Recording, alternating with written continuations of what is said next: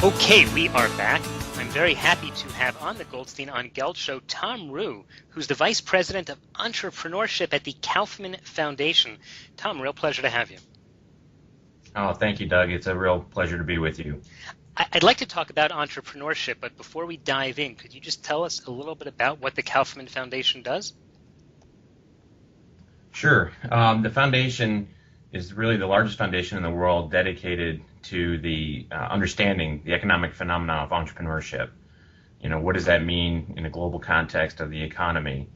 And the other passion of our founder, Mr. Kauffman, was education. So we have two primary branches to the foundation, if you will. One that focuses on education, in particular in local programming here, and we run a charter school in the greater Kansas City area, and then entrepreneurship and the body of work and research that goes into understanding entrepreneurship. Okay, so let's try and understand a little bit about entrepreneurs. One of the things that I've found being in Israel, my day job is that I'm an investment advisor in Israel. I do the radio gig once a week. But one of the things that I've found is people move to Israel. There's a lot of immigration here. Some of them I find very entrepreneurial and they make it. And some of them aren't. And I try to give them pep talks about all the ideas and they say, well, I just don't see myself doing that. Do you feel that there are people who just have it and other people who don't? Well, I believe, first of all, that anybody could be an entrepreneur if they identify with that notion. In our capacity here, as you might imagine, we see individuals attempting to pursue an entrepreneurial path, those that really identify with it on a personal level and try to understand, what that's going to mean from a lifestyle decision, how that might impact relationships, what that means for their own values and ability to assume, risk and manage that all in the context that they can live with, they tend to do rather well. Those that go into it, somewhat tentatively, we find, and I don't think I think there's a correlation here. I don't think it's just coincidental. We find that they have a tougher go of it. So you mentioned the word risk, and I think a lot of times people believe that the entrepreneur is somehow a big risk taker, the type of guy who'd go to a casino. But as an entrepreneur myself, I like to think that, in fact, I'm not a big risk taker. I'm just incredibly careful with how I manage my business. Doug, I'm really glad you brought that up because I agree. I think it's a misperception. When I use the word risk, I mean in the context of choices you make personally on a personal level. And I'll give you an example out of my own life. When I had to, the first time I had to personally guarantee a multi-million-dollar line of credit. Oh, man. That's gut check time, right? That is already a story. That was such a difficult decision for myself. Oh, yeah. Well, it's a story that, goes as far as I wasn't able to tell my wife that I had for almost 4 months. I didn't tell her. And I almost would have gotten away with it had the bank not forgotten to have me sign one document, and they sent it by courier to the house. My wife called me at the office, rather upset to say, "Did you forget to tell me something?" But you're absolutely right that it's not a casino play. I mean, I think effective entrepreneurs are exceptionally good at mitigating, what I'll call needless risk. That's not the risky part. The risky part is saying or understanding, did I accurately identify a need in the market that I'm going to go pursue? Have I created an innovation or developing a service that is actually needed in the market? Those types of validation points, that's where the risk comes in. I think it's also the feeling of not getting a monthly paycheck, not having someone else say, take the risk of paying you, and you just have to make, what, as they say, you eat what you kill. So you've got to make the month or else you're not going to have a real problem. Well, there's certainly that component to it, but the other side of that coin is this perception of job security, right? In a big company. Yeah, that's a laugh these days. If you, like most of us did, survive the 2008 financial collapse, and seeing what was happening, the job destruction that happened, around the world, and the destruction of personal wealth around the world, I think people start rethinking what is the notion of job security. What does that even mean? When you can lose your job through no fault of your own, but more because of what happened on a global scale. For many entrepreneurs that I coach and I advise, I've seen a shift in their mindset to say, the more secure path forward might be one that I am solely responsible for my destiny. It's really a question of their locus of control. That's true. I think that's a good point, because if you're an entrepreneur, you can just work harder, but if you get laid off with another 500 investment bankers on Wall Street, there's nothing you can say or do. Correct. So what about the education? Do you think that a lot of people today are going terribly in debt in order to get a college or an MBA or some sort of postgraduate degree? Is that something that you need to be an entrepreneur? No, I don't believe you do, and it's fortuitous that you asked me this question, because I have a senior that just graduated from high school, and we've been going through the whole college selection process. And the good news, bad news was he was admitted to several schools, and his first choice among them, the University of Michigan. Great. In the School of Engineering. Well, it is great, except for the fact that with out-of-state fees, it's $52,000 a year. Oh my God. A year. Doug, my first home I purchased for $76,000, and now here I'm looking at a future for my son, graduating with a $250,000 mortgage, to finance. That's crazy. That's absolutely, and it's unsustainable, I would add. When I asked him why he applied to the schools he did, this was, profound, and I think it's indicative of what's happening in academia. He said, well, Dad, let's face it, I'm not going to graduate. And I paused, and what do you mean you're not going to graduate?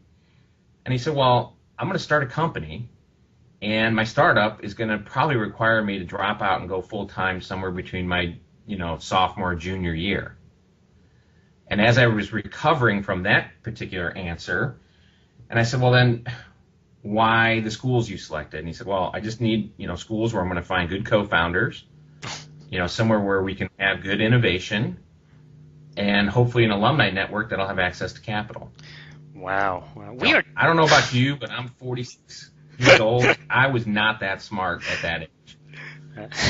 Well, I'm not sure. Well, let's talk a little more about that. We're talking with Thom Ruhe, who's the Vice President of Entrepreneurship at the Kaufman Foundation, and whose son is trying to wipe him out financially. If you were on the outside and advising a high school senior and his father how to deal with this situation, what would you suggest? Is it true what your son said, that he needs those connections, or do people in other schools also have connections, and can you build them up on your own just by networking? I think you can build them up on your own, and entrepreneurship education is a big focus area for us here at the Kaufman Foundation. And when you see what's happening, the kind of disintermediation that's happening in academia and higher ed, in particular around entrepreneurship, with the MOOCs, the massively open online courses that are out there.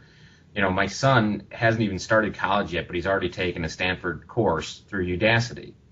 And I'll even plug the course. It's Steve Blank and Bob Dwarf's startup manual, owner's manual. The amount of information and education that exists today for students free via the web, whether it is Udacity, Udemy, even Khan Academy, TED Ed videos. The amount of knowledge that's at their fingertips or at a stroke of a key is phenomenal. And if you have the discipline to, self-teach and to seek out the knowledge that you need, I think this notion that matriculating onto college is just a given is going to be challenged, and that's going to be accelerated and exacerbated by the fact that, the cost is increasing at an unsustainable pace. Yeah, the fact is I fully agree with you. I often think I get a lot of resumes across my desk from either someone on Wall Street or some MBA who says, I'd like to work for a financial company now. And I often think, because I haven't seen it yet, but if someone came along and said that he saved the $200,000 of college and instead took the following 50 courses at, as you said, TED Ed or MIT Online or something like that, and he said, Mr. Goldstein, please feel free to ask me questions on any of the subject because I'm a driven individual and I'm prepared to discuss all of these topics, I would be much quicker to hire this guy than the guy who went to school and has a diploma to show for it.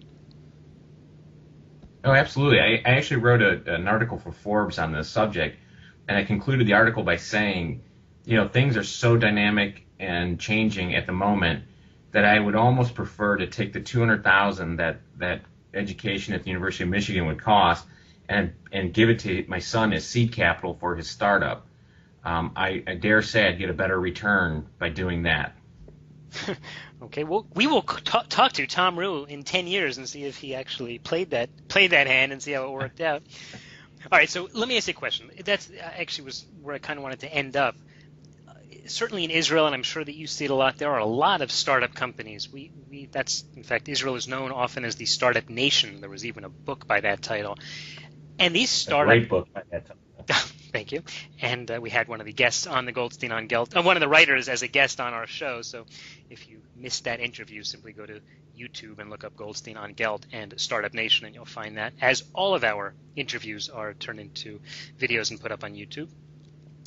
How do you know as an investor, and I'm asking from the position because the show is a personal investment show, when you see a really neat idea, some guy says, hey, I've invented a new thing, we'd like you to invest $25,000 as an angel, or $100 or $250.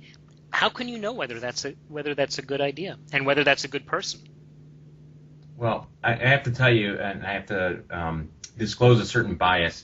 I'm a bit of a fan, of Steve Blankendorf and Eric Ries and Lean and the Lean movement, so to speak. And we just hosted here at the foundation a weekend boot camp on the Lean Startup Machine methodology.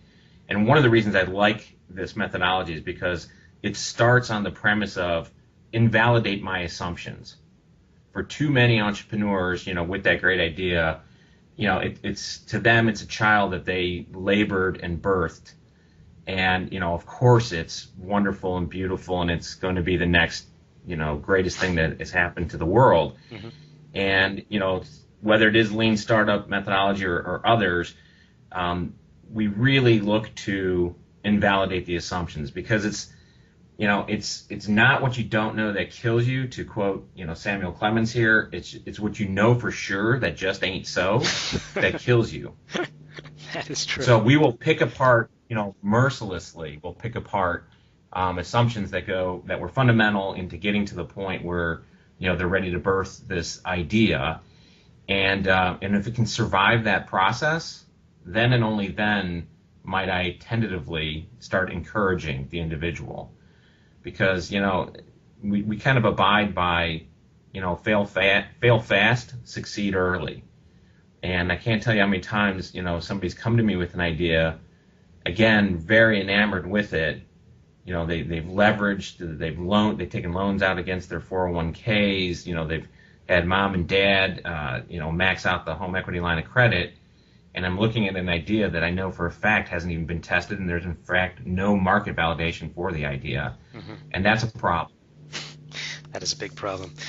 Okay, well, Thom, we will hope that all of the listeners to the Goldstein on Gelt show will not invest in such things, but will learn a lot and ask all the right questions before they invest. In the last few seconds, just tell me, how can people learn more about what you're doing and follow your work? Well, if they're entrepreneurs looking for any kind of help or resources, they are always welcome to go to entrepreneurship.org. That is our flagship product and online resource center for entrepreneurs. And then all things about the foundation can be found at Kauffman, Kauffman.org. Okay, Thom Ruhe from the Kaufman Foundation, thanks so much for your time. Doug, it's been my pleasure. Thank you for having me on the program. You've been listening to the Goldstein on Gelt show with money maven Doug Goldstein. Doug's weekly radio show is heard around the world, but if you miss it, you can download the podcast at www.goldsteinongelt.com. The Goldstein on Gelt show gives you up-to-date financial ideas so you can get on the path to financial freedom. If you'd like your questions answered on the air or off, send Doug an email to doug@profile-financial.com. It's your money for your future, so join Doug every week to build your wealth on the Goldstein on Gelt show.